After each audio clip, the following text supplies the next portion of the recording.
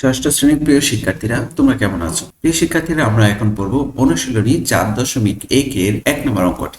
নিচের বীজ গণিতীয় রাশি দ্বারা কি বোঝায়? প্রথমে আছে 9x, অর্থাৎ 9 গুণন x।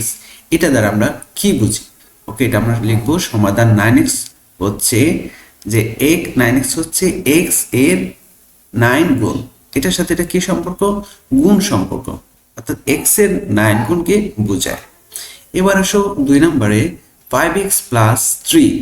ওকে, আমরা জানি এই যে 5x, এটার সাথে 5x এর সাথে 5 এর কি গুণ সম্পর্ক।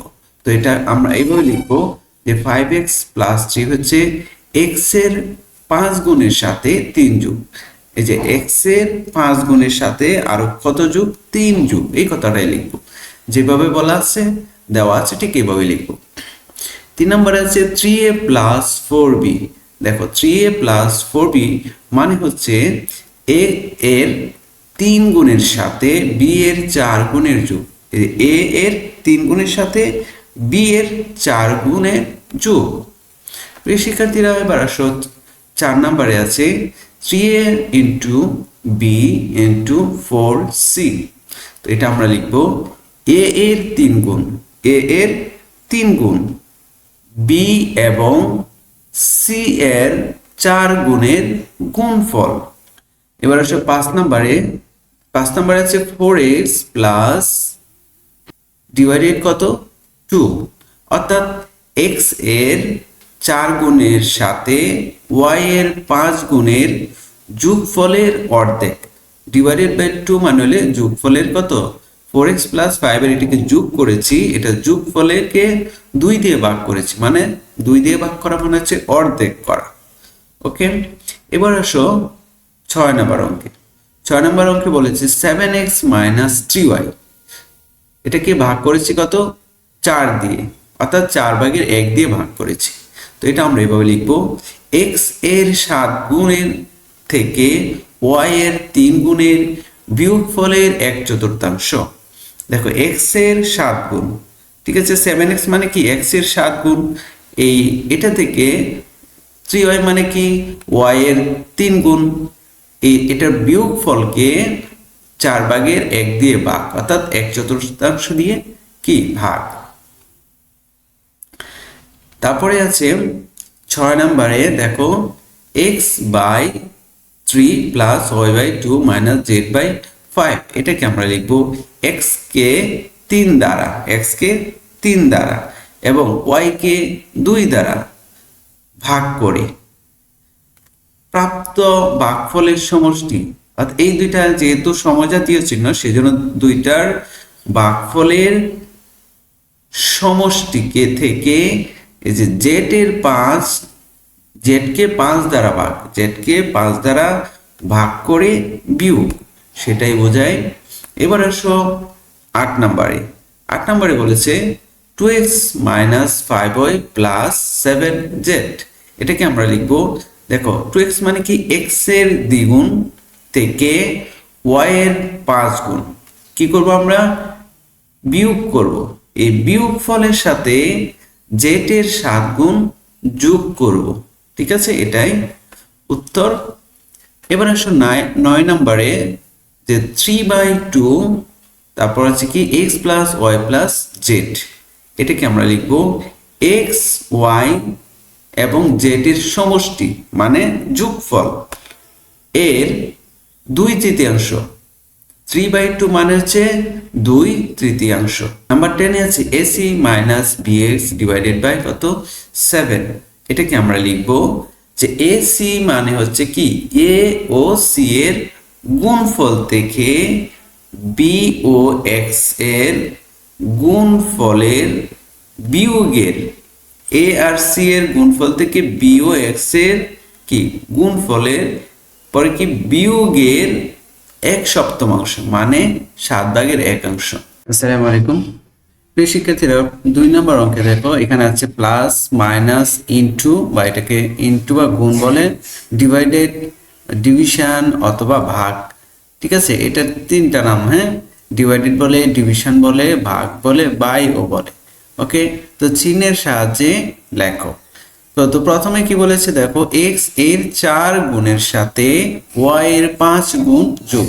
তাহলে দেখো এক্স এর 4 গুণ হলো 4x এবং ওয়াই এর 5 গুণ হলো 5y। তো এর যোগ কি করতে বলছে, যোগ করতে বলছে। সুতরাং নির্ণয় যোগ হবে কত, 4x প্লাস 5y। 2 নম্বরে দেখো এ এর দ্বিগুণ থেকে বি বিয়োগ, তার মানে এ এর দ্বিগুণ হলো 2a আর কত বিয়োগ করতে হচ্ছে, বি বিয়োগ করতে হচ্ছে। সুতরাং নির্ণয় বিয়োগ হবে 2a মাইনাস বি। 3 নম্বরে দেখো একটি সংখ্যার 3 গুণের সাথে অপর একটি সংখ্যার দ্বিগুণ যোগ। তো মনে করি একটি সংখ্যা x যার 3 গুণ হলো 3x আর অপর একটি সংখ্যা y যার দ্বিগুণ হলো কত, 2y। তো এটার যোগ করতে বলছে। সুতরাং নির্ণয় যোগ হবে 3x প্লাস 2y। একটি সংখ্যার 4 গুণ থেকে অপর একটি সংখ্যার 3 গুণ বিয়োগ। ঠিক আগের মতোই মনে করি একটি সংখ্যা x এর 4 গুণ কত হবে, 4x। তো অপর একটি সংখ্যা y যার 3 গুণ কত হবে, 3y। এটা কি করতে বলছে, বিয়োগ বের করতে বলছে। সুতরাং নির্ণয় বিয়োগ হবে 4x মাইনাস 3y। এখন দেখো আচ্ছা 5 নম্বরে এ থেকে বি এর বিয়োগফলকে এ ও বি এর যোগফল দ্বারা ভাগ। তাহলে প্রথম এ থেকে বি এর বিয়োগফল কত হবে, এ মাইনাস বি। আচ্ছা এটা থেকে কি বলছে, এ ও বি এর যোগফল কত হবে, এ প্লাস বি। এখন এটা কি করতে বলছে, ভাগ করতে বলছে। ভাগ করলে আমরা নির্ণয় লিখব নির্ণয় ভাগ এ মাইনাস বি ভাগ এ প্লাস বি। নাম্বার 6 এ এক্স কে ওয়াই দ্বারা ভাগ করে ভাগফলের, এটা ভাগফলের হবে, ভাগফলের সাথে 5 যোগ। তার মানে এক্স কে ওয়াই দ্বারা ভাগ করলে ভাগফল কি হয়, এক্স ডিভাইডেড ওয়াই। ঠিক আছে, এটার সাথে 5 যোগ করতে বলছে। সুতরাং নির্ণয় যোগ হবে এক্স বাই ওয়াই প্লাস 5। এখন দেখো নাম্বার 7 এ আছে 2 কে এক্স দ্বারা 5 কে ওয়াই দ্বারা 3 কে জেড দ্বারা ভাগ করে প্রাপ্ত ভাগফলগুলোর যোগফল। প্রথমে আমরা 2 কে x দ্বারা কি করব, ভাগ করব। 2 কে x দ্বারা ভাগ করলে ভাগফল হলো কত, 2/x এবং 5 কে y দ্বারা ভাগ করলে ভাগফল হলো 5/y। 3 কে z দ্বারা ভাগ করলে ভাগফল কত হলো, 3/z। তো সুতরাং নির্ণয় যোগফল, তার মানে সব কয়টা আমরা যোগ করব। এবার আসলে নাম্বার 8 এ ও বি, এ কে বি দ্বারা ভাগ করে ভাগফলের সাথে 3 যোগ। একে বি দ্বারা ভাগ করলে প্রাপ্ত ভাগফল হলো কত, এ বাই বি। এটার সাথে যোগ করবো 3। তার নির্ণয় যোগফল কত হলো, নির্ণয় যোগফল এ বাই বি প্লাস 3। 9 এ আছে পি ও কিউ এর গুণ করে প্রাপ্ত গুণফলের সাথে আর যোগ। পি ও কিউ কে গুণ দ্বারা গুণ করলে কত হবে, পি কিউ হবে। এটার সাথে আর যোগ করতে হচ্ছে। সুতরাং নির্ণয় যোগ হবে পি কিউ প্লাস আর। নাম্বার 10 আছে দেখো এক্স কে ওয়াই দ্বারা গুণ করে প্রাপ্ত গুণফল থেকে 7 বিয়োগ। অর্থাৎ এক্স কে ওয়াই দ্বারা গুণ করলে গুণফল হবে এক্স ওয়াই। সুতরাং নির্ণয় বিয়োগ হবে এক্স ওয়াই মাইনাস 7। 3 নম্বর অঙ্কে আছে দেখো 2x plus 3y divided 4x minus 5x into 8y। বলেছে রাশিটিতে কয়টি পদ আছে এবং পদগুলো কি কি। অর্থাৎ 2x 3y ডিভাইডেড 4x এবং 5y ইন্টু 8y। শিক্ষার্থীরা 4 নম্বর অঙ্কে দেখো যে রাশির পদ সংখ্যা কত। এখানে কি আছে দেখো 7xy। দেখো 7xy রাশিটি একটি একপদী রাশি। এটাতে পদ সংখ্যা কয়টি, একটি। অর্থাৎ 7xy রাশির পদ সংখ্যা একটি। 2 নম্বরে আছে দেখো 2a প্লাস b। এখানে কয়টি পদ আছে, তো 2a প্লাস b রাশিটি একটি দ্বিপদী রাশি। পদ সংখ্যা কয়টা, দুইটা। প্লাসের আগে একটা, প্লাসের পরে একটা। অর্থাৎ 2a এবং b দুইটি পদ আছে। ওকে, তো 3 নম্বর অঙ্কে দেখো বলেছে 3x x minus 3y plus 5z। এখানে কয়টি পদ আছে, এটা একটা ত্রিপদী রাশি। দেখো এটাতে কিন্তু ভাগ নেই, গুণ নেই, যোগ বিয়োগ আছে। তাহলে যোগ বিয়োগের আগে এখানে আছে কত, x 3y 5z। এই তিনটাই হলো পদ। তো আমরা এটাকে এভাবে লিখবো, রাশিটি একটি ত্রিপদী রাশি। রাশিটিতে x 3y 5z তিনটি পদ আছে। সুতরাং 3x মাইনাস 3y, সুতরাং x minus 3y plus 5z রাশির পদ সংখ্যা 3টি। এখন 4 নম্বরে দেখো 5x plus 7b into x minus 3c divided y। এটাতে কয়টি পদ আছে নিশ্চয়ই বলতে পারবা। দেখো 5a plus 7b into x minus 3c minus y রাশিটি একটি ত্রিপদী রাশি। কি কি পদ দেখো, এই যে প্লাস চিহ্নের আগে আছে 5y, এটা একটা পদ, এবং গুণ চিহ্নের আগে 7b এবং x, এই দুটা মিলে হলো একটা পদ। তাহলে দুটা পদ পেয়েছি। আবার ভাগ চিহ্নের কাছে যাও, ভাগ চিহ্নের আগে আছে 3c ডিভাইডেড y, এটা হলো একটা পদ। তাহলে রাশিটিতে তিনটি পদ আছে, অর্থাৎ এর পদ সংখ্যা তিনটি। x plus 5x into b minus 3y divided c, এখানেও ঠিক প্লাসের আগে আছে একটা x, তাহলে এটা হলো একটা পদ পেয়েছি। আর গুণ চিহ্ন যাও, ইন্টু যেটা, এটার বামে আছে 5x আর ডানে আছে b, তো এই গুণের সাথে যেটা সম্পর্ক দুইটা মিলে হবে একটি পদ। ঠিক আছে, দুইটা পদ পেয়েছি। এখানে এবার আসো ভাগের কাছে, ভাগের সাথে যে দুইটা আছে এই দুইটা মিলে হবে একটা পদ। তাহলে কয়টা পদ পেয়েছি আমরা? তিনটি পদ পেয়েছি। আশা করি বুঝতে পেরেছো। অর্থাৎ তুমি একটা জিনিস খেয়াল করবা যে গুণ চিহ্ন এবং ভাগ চিহ্ন আছে কিনা। গুণ চিহ্ন এবং ভাগ চিহ্ন থাকলে এইটাকে আগে মার্ক করো। দেখো গুণের আগে আছে কত? 5x, গুণের পরে আছে b, এটা হলো একটা পদ। আবার ভাগের কাছে আসো, 3y ডিভাইডেড c, এটা হলো একটা পদ। আমরা দুইটা পদ পেয়ে গেছি। এর দুইটা নিচে আন্ডারলাইন করো, এবং বাকি রইল কি x, এটা নিচে একটা আন্ডারলাইন করো। তাহলে কয়টা পদ পেলাম? তিনটা পদ পেলাম। 5 নম্বর অঙ্কে দেখো, প্রত্যেক পদের সহগ নির্ণয় করো। সহগ বলতে আমরা সহজে যদি বুঝি সেটা হলো একজন সাথী। প্রত্যেক পদের সহগ কত আমরা তা নির্ণয় করব। দেখো, তো 1 নম্বরে আছে 6b, তো এখানে সমাধান কি হবে? দেখো 6b কে আমরা লিখতে পারি 6 গুণন b, অর্থাৎ b এর সহগ হচ্ছে কি 6। 2 নম্বর আছে xy, ঠিক আছে, x এবং y, এটাকে আমরা লিখতে পারি 1 ইন্টু xy, কারণ xy এর সাথে কি একটা 1 গুণ আছে। ঠিক আছে, সুতরাং xy এর সহগ হলো 1। 3 নম্বর দেখো 7ab, এখানে 7ab কে লিখতে পারি 7 গুণন ab, অর্থাৎ ab এর সহগ হচ্ছে কি 7। পরেরটা হচ্ছে 2x প্লাস 5ab, এখানে 2x সমান হচ্ছে 2 গুণন x, সুতরাং x এর সহগ হলো এখানে 2। আবার 5ab এর সহগ হলো, পরের অঙ্কে দেখো 2x প্লাস 8y, এখানে 2x কে লিখতে পারি 2 গুণন x, সুতরাং x এর সহগ কত? 2। আর 8y হচ্ছে 8 গুণন y, অর্থাৎ y এর সহগ হচ্ছে 8। 14y মাইনাস 4z, 14y কে লিখতে পারি 14 গুণন y, অর্থাৎ y এর সহগ হলো 14। আর মাইনাস 4z কে লিখতে পারি মাইনাস 4 ইন্টু z, অর্থাৎ z এর সহগ হলো minus 4, minus half x y z. তো এটাকে আমরা লিখতে পারি minus half x y z কে আমরা কে গুণ দিয়ে লিখলাম minus half into x y Z.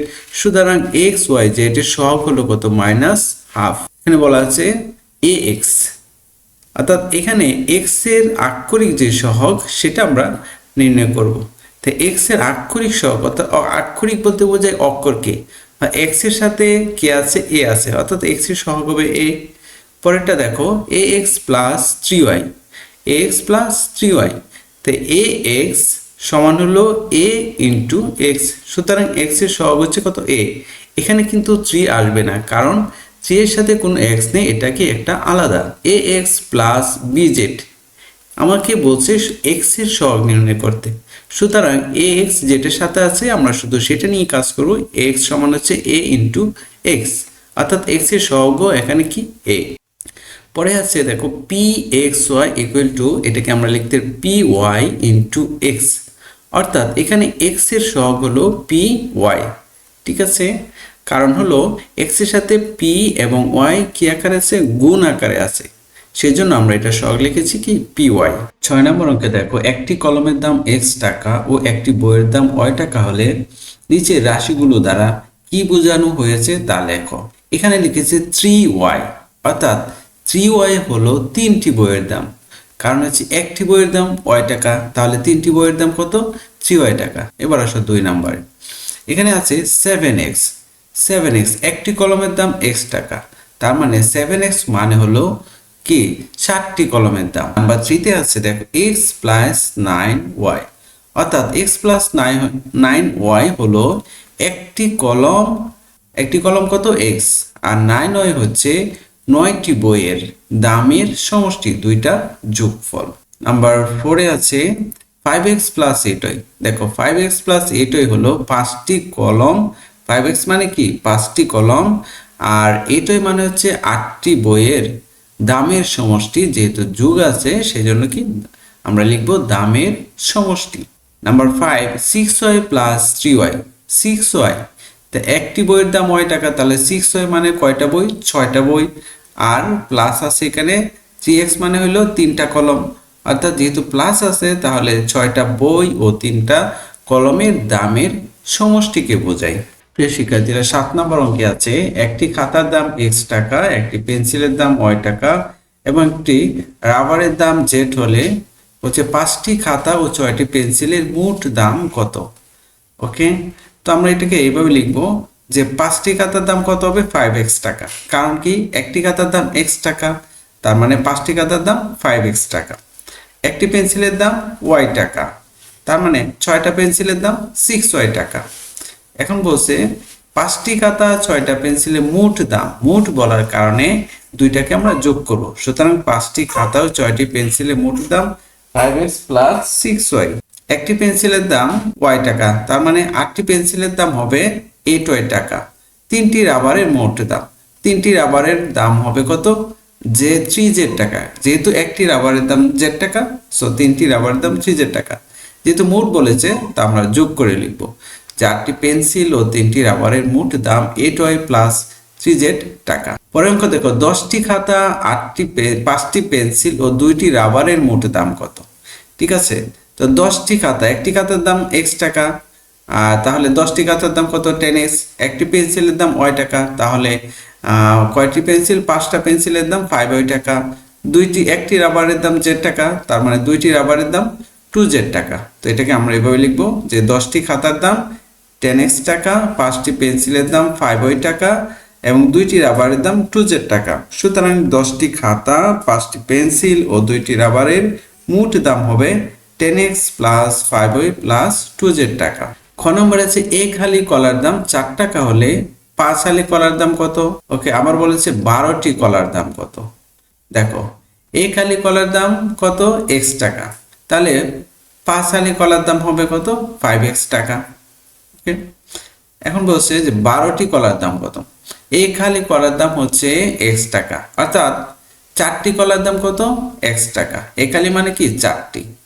ওকে, তার মানে একটি কলার দাম হলো x/4 টাকা। দেখো যেহেতু এখানে বলছে 12টি কলার দাম, সেজন্য আমাদের এটাকে আগে একটি কলার দাম বের করতে হবে।